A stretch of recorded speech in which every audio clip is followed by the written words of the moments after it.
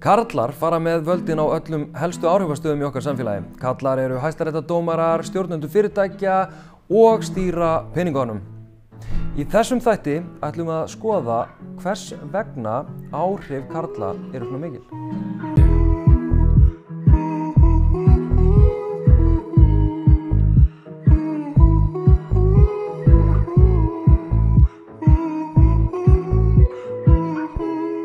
Ég náttúrulega hef ítrekað lent í því í fyrsta lagi að fólk heldur að ég sé ekki ráðherrann og sérstaklega í útlöndum þá er ég mjög oft spurð hvar er forsætisráðherrann?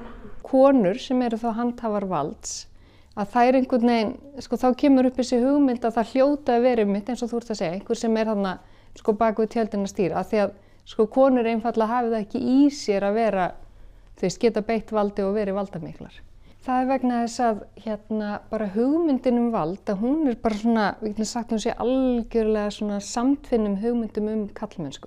Þá athugasemd sem ég heyri oftast er að ég sé auðvitað að hafi í raun og veru ekki tekið eina ákvörðun sjálf frá því ég byrjaði í pólitík, heldur að það hefur verið Steingrímur J eða Bjarni Ben eða einhver annar karl sem hafi tekið allar ákvarðanir fyrir mig. Þannig að einhverju leyti eru konur í pólitík oft teiknaðar upp sem fulltrúar einhverja karla eða strengjabrúður einhverja karla eða svona framlenging einhverja karla. Það er svona sagt þegar enginn heyri til og þegar það eru bara karlar í herbygginu, þá er svolítið þá er teknir svona feðraveldisbrandara þú veist á kostnað einhverja kvenna, oft kvenna í valdastöðum og einhvers konar valdastöðum. Eitthvað bindir karla í valdastöðum saman og segja sumir að karlmenn séu andlega samkynhneigðir. En fræðilega hefur þó verið talað samtryggingar karlmennsku og dæmi þessa samtryggingu má finna á vettvangi stjórnmálanna.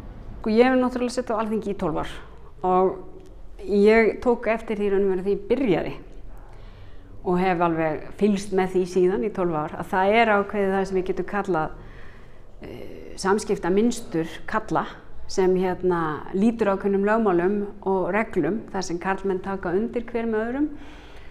Ég var mjög vör við þetta þegar ég satt í nefnd ákveðið málefni þar sem ég var eina konan og tók eftir því að það var alltaf tekið undir með öllum hinum nema mér og þetta er saga sem margar konur þekkja.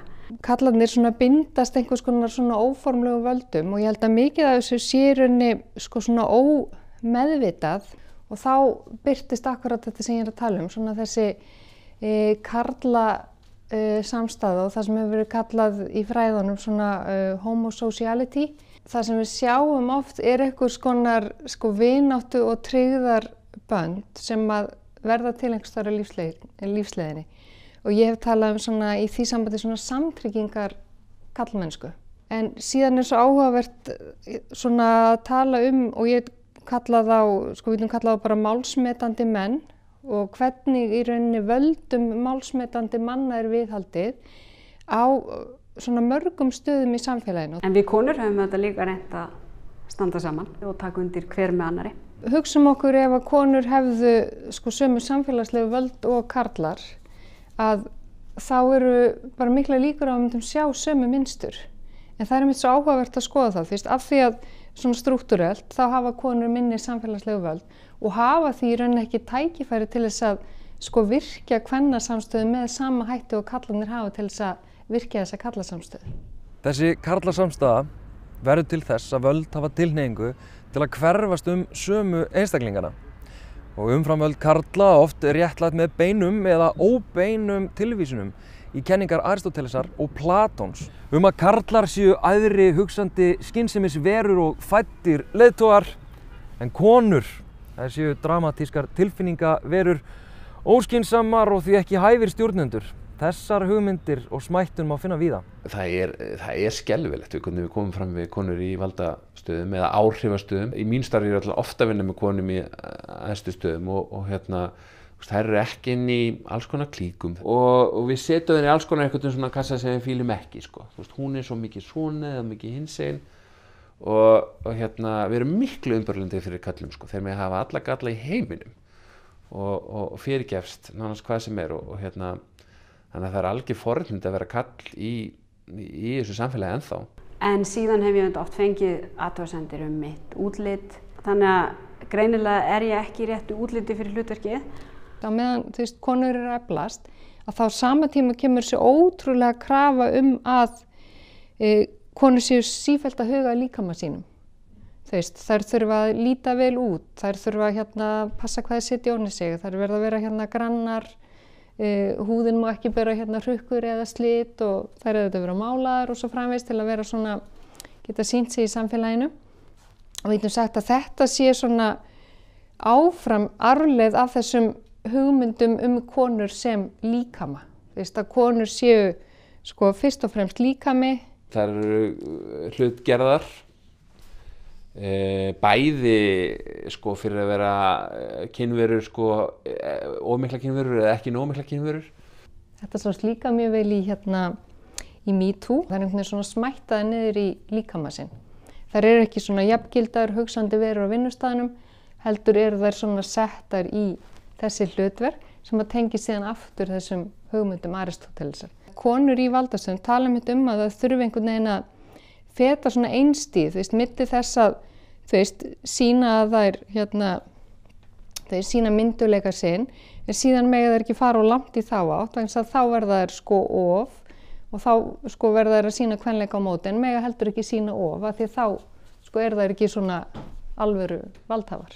Konur virðast ekki fitta inn í hugmyndakerfið okkar völd og valdhafa og í ofanalag bindast kallar í valda og áhrifastöðum einhverjum böndum sem leiðir hugan að hugmyndinu glerþakið. Glerþak mætti skilgreina sem áþreifanleg, oft ólögleg, en ekki alltaf bersýnileg hindrun á framgangi kvenna eða jaðarhópa til starfsframa eða áhrifa. Samhliða mætti tala að sumir karlmenn njóti framgangs með glerlyftu í karllægum forréttindum sínum, eins og mætti til dæmis segja mig í tengslum við jafnréttisumræðuna. Þetta fræga glerþak. Hefur þú rekist á það sjálf? Ég veit ekki hvort ég get sagt það því ég gegni núna embætti forsætisráðherra. En jú, auðvitað sko. Ef við tölum glerþak þá er það auðvitað þannig að þessi orðræða sem snýst öll það að maður sé í raun og veru alltaf að tala fyrir hönd einhverja annara og ekki frá sínu hjarta. Hún auðvitað snýst það að halda konum niðri fyrir neðan glerþaki. Þannig að jú, auðvitað þekki ég þetta glerþak. Það talaði mitt það að bara að þetta feðraveldið, kynjakerfi, hvað sem við kallum það, þetta valdakerfi, það er allavega það rótgróið að það eru margir sem vilja meina að sko það sem við sjáum sem breytingar, þú veist, fjölgun kvenna, stjórnum fyrirtækja, fjölgun kvenna á þjóðþingum og svo framvegis, sé í rauninni bara svona krafsa yfirborðum, við séum í rauninni bara einhvern veginn svona krafsa yfirborðsgerðina og meðan svona grunngerð samfélagsins, þessi karllægu yfir að svona standi nokkurn veginn svona óbreytt. Þá svona hefur verið sagt sko það er kannski engin tilviljun þá að sko konur komast á þing og það er kannski einmitt vegna þess að sko völdin að færast annað. Þess vegna held ég þegar við erum að tala völd, þá þurfum við að velta því fyrir okkur hvernig er valdakerfið byggt upp. Við eigum auðvitað ekki bara að hugsa sko ásýnd valds, heldur hvernig við byggjum þetta kerfi upp. Þetta kerfi, þetta valdakerfi, er byggt upp með harkalegri, karllægri slagsíðu sem oft verður kallað feðraveldið. Við getum breytt valdaminstrinu en fyrst þurfum við að sjá hvernig feðraveldið að kynjakerfið birtist. Þegar fólk fer að upplifa og sjá í rauninni hvernig kynjakerfið birtist, að þá er það komið í aðstöðu til þess að vinna gegn því. Það var mjög snemma mín ákvörðun að fara ekki inn í sko einhvers hlutverk sem karlasamfélagið hefði mótað. Og ég tekst þá frekar á við sko það óþægindin sem því fylgja, því það var alveg meðvituð ákvörðun. Að verða ekki svona, að fara ekki inn í valdakerfi karla og tala ekki eins og valdakall.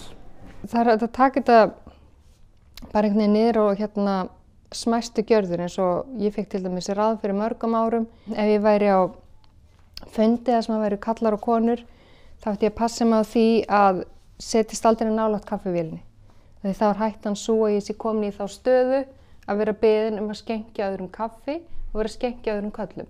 Og þar með er ég farin að viðhalda þessum hefðbundnu kynjamunstrum og þá er ég að viðhalda feðraveldinu. Auðvitað getum við gert í öllum okkar embættum eitthvað til þess að uppræta þessar staðalmyndir sem fylgja kynjakerfinu og bara það einmitt að efla menntun, efla umræðu, taka á þessum málum og einmitt kannski aðeins leyfa sér að vera ekki inn í staðalmyndunum. Það allt hluti af því að berjast gegn þessum strúktúr sem mér finnst vera kúandi fyrir bæði kyn, ekki bara konur, heldur líka kalla. Einhvern var ég beðinn að ráðleggja forstjóra sem var ekki nógu forstjóralegur og hann var ekki viðurkenndur nógu mikið af svona forstjóra umhverfinu, svo svona alvöru kallar, dreigilega allt kallar fyrir forstjóri stærstu fyrirtækjunum. En hann var svona svolítið mjúkur maður og einlægur og opinn og svolítið svona tók sig ekki hátíðlega og hann var bara ekki alveg samþykkur inn í þetta umhverfi og ég var beðinn að veita honum einhver ráð og ég sagði, þú voru að tala meira efnahagsmál og tjáðu svona þungmál. Svo bara, þetta svona nokkur ár síðan, þetta 5 ár síðan, svo bara liðu 1-2 ár, allt í einu bara svona var svona breyting að gamli svona forstjórinn sem að vissi allt og sagði svona brandara og allir hlógu og var svona þú vissi samt ekkert hann mjög óaðgengilegur, hann datt úr tísku og þeir bara hörfu nokkrar af sviðinu með nokkra mánaða millibili og allt í einu var þessi sem kom til mín í ráðgjöf hann var eiginlega myndin sem að fólk var meira að leita eftir. Ef við ætlum að berjast gegn feðraveldinu að þá verðum við að gera það mjög meðvitað og markvisst. Með því að brjóta upp þessi hefðbundnu mynstur og það ekkert auðvelt að synda á móti straumnum. Það vita allir sem hafa til dæmis beitt sér í femínískum málefnum. Karlar sem hafa áhuga á að styðja við jafnrétti og brjóta upp þetta valdamynstur, ekki bara í formlegum valdastöðum heldur líka í hversdagslífinu, geta leitast við að skoða eigin forréttindi og áhrifamátt. Ekki eingöngu af því að það sjálfsagt, sanngjarnt og eðlilegt, heldur líka vegna þess að gjald þessarar umframvalda karlmennskunar greitt dýrum dómi. Allir eiga sína ímynd, eitthvað sem þú leitast í. Þegar lappirnar gefa sig virðast þetta alveg og gýr. Þurfa hugarró og eitthvað til að halda fastast í.